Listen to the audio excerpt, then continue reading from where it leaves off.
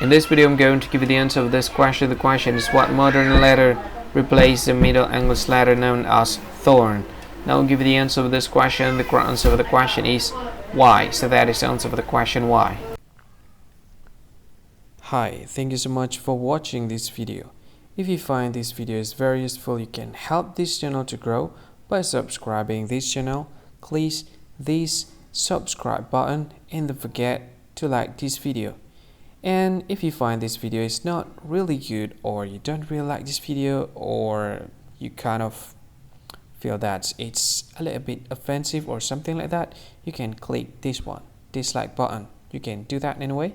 And if you want to share this video with your friend, you can share it by clicking this share button, and you can share it to any social media that you wish that is currently available at this time, like Facebook, Twitter, LinkedIn, and many others, right?